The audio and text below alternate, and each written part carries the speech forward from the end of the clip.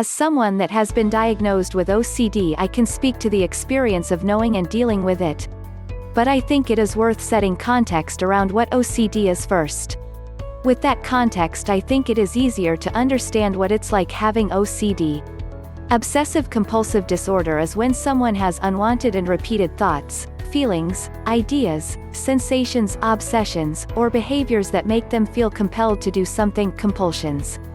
Often the obsessive thoughts are not rational yet are not easily controllable, and the compulsions usually give the person momentary relief from the anxiety-provoking thoughts.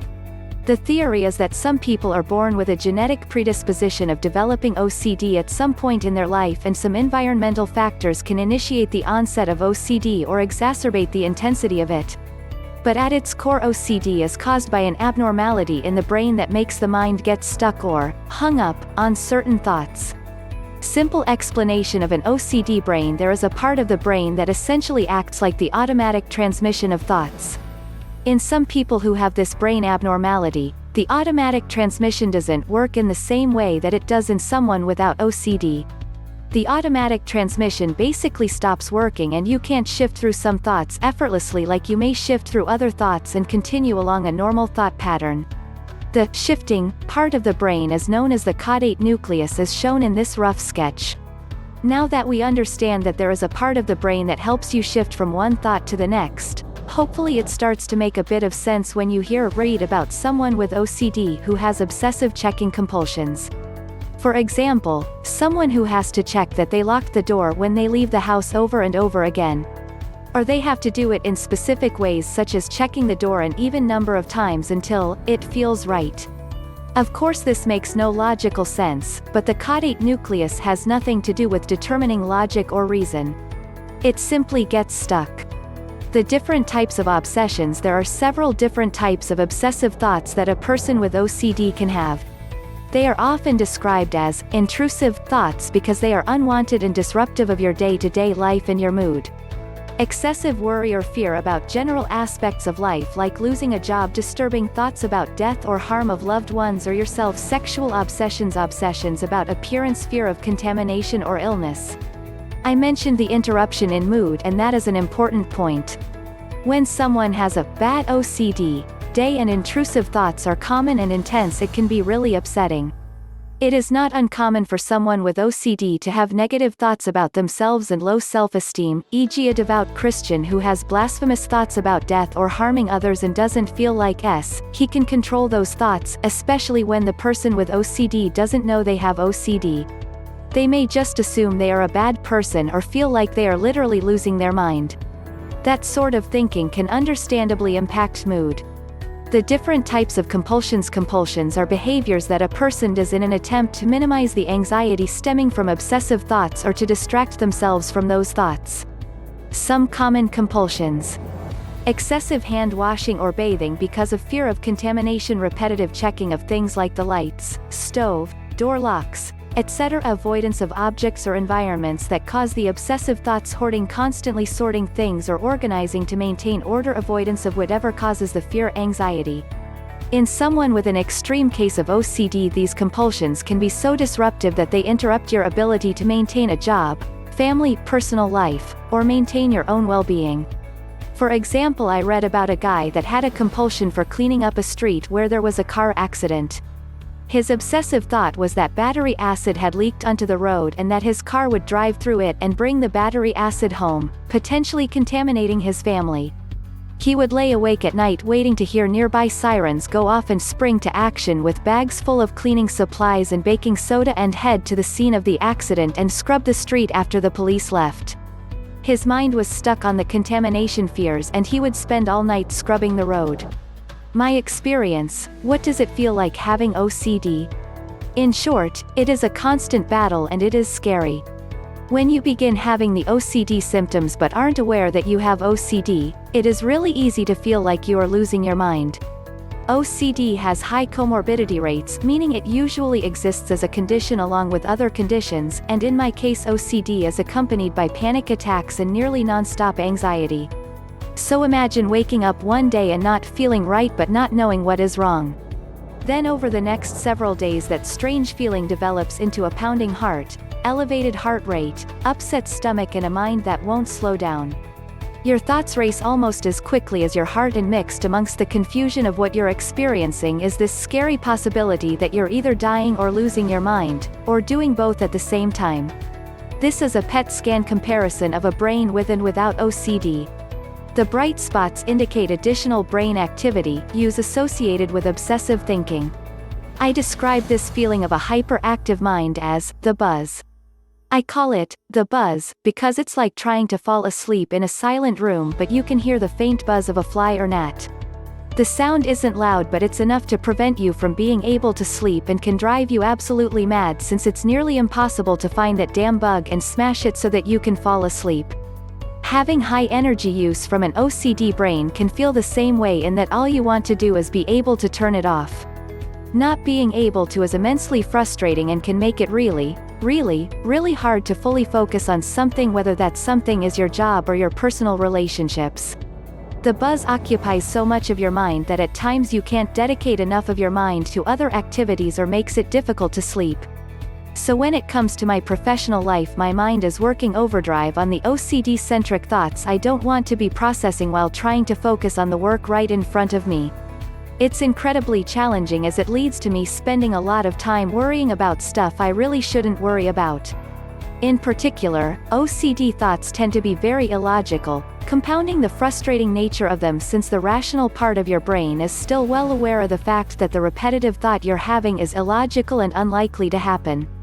Typically, OCD has some associating with previous, traumatic events. I lost my mom when I was 10 years old after watching her battle with her own mental health issues. The current manifestation of my OCD is rooted in the loss of my mom. So in most cases I walk around each day with repetitive thoughts, worries that the people I know and care about will die. Including myself. It gets vivid enough that I see imagery of people around me dying, and it's really disturbing and disruptive. I could be in the middle of conversation with someone at work and at the same time experiencing imagery of my brother dying. It's really awful stuff. But that's not all. Physical changes accompany the constant worrying about death and dying. The physical symptoms and racing thoughts work in this shitty, symbiotic relationship and reinforce each other. As your heart pounds harder, your mind races at the fear of uncertainty of what's causing your heart to pound.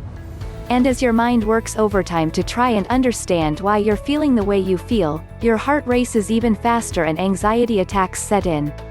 You go into fight or flight mode and feel like a cornered animal faced with the option of a fight to the death. But you could just be sitting on the couch watching ESPN or having a bowl of cereal for breakfast. That's what is confusing and frustrating about OCD and panic attacks that are often associated with OCD.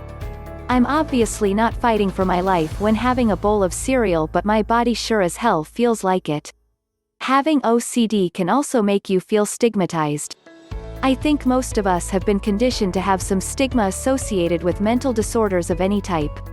In the absence of knowing you have OCD, it's easy to apply this stigma to yourself when you feel like you're losing your mind. It's easy to feel like you're not a good person if your obsessions are disturbing thoughts. These are the sort of obsessions that I deal with. Let me give an example. Just the other day I drove by a house where smoke was coming out of the chimney.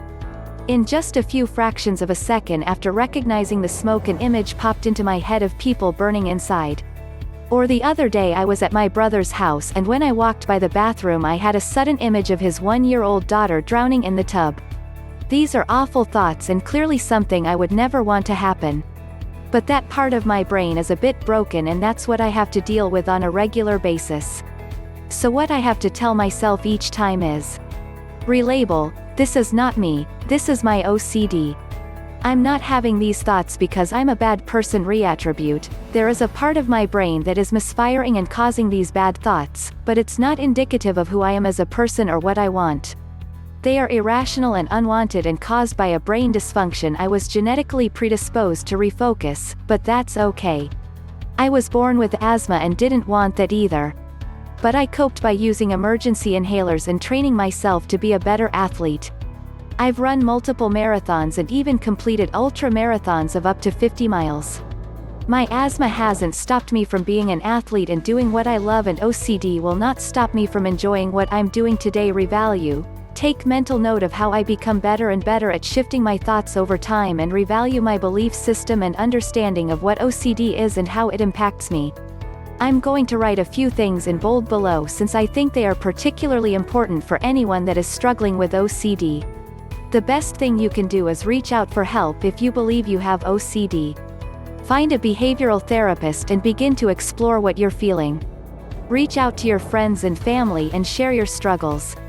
Invest in doing as many healthy things as possible to improve your physical, mental, and overall health and happiness. That means exercising, seeking professional help to understand your OCD, and doing things that generally make you feel like a better person, such as volunteer work. Also, don't be afraid of considering medication, since medication can help you control symptoms like panic attacks, which then makes it easier to do the behavioral work. This doesn't mean you have to take medication forever or that you're crazy. That is bullshit stigma. Ignore it. OCD is part of the human condition and millions of people deal with it. I also want to point out that you can change the chemistry biology of your brain via behavioral therapy so that the automatic transmission starts to work again and you can move more fluidly through unwanted thoughts. Read the book Brain Lock, written by researchers out of UCLA. You can buy the book on Amazon here. http://www.amazon.com/brain-lockdash-yourself-obsessive-compulsive-behavior/DP/0069871111. They have proven with over a decade of research that you can quiet the brain by training yourself to shift through thoughts, by identifying your OCD behaviors and changing those behaviors like I do in the 4 R's example above: relabel, reattribute, refocus, revalue. This is not bullshit. I have done this work myself and am grateful for educating myself on it. But it is not easy work. Every day I have to confront those things that trigger the fears of failure, death and injury that constitute my personal presentation of OCD. But with each day that I confront these fears and my OCD condition, I find I understand it more and it becomes easier and easier to deal with. And today I can laugh about most manifestations of my OCD, such as peculiarities I have when folding laundry or doing the dishes. I've also come to understand how it impacts me in my day job, and that in some ways I've benefited professionally quite a bit from having OCD. I'll leave this long answer with this. OCD is a very real condition. It is ugly and highly disruptive at times, especially if left untreated. But with lots of hard work in behavioral therapy, and possibly the assistance of some medication, it can be controlled. And once you do gain that control, you'll come out of it a significantly stronger person with a more sympathetic and balanced view of the human condition. OCD is just part of what it means to be human.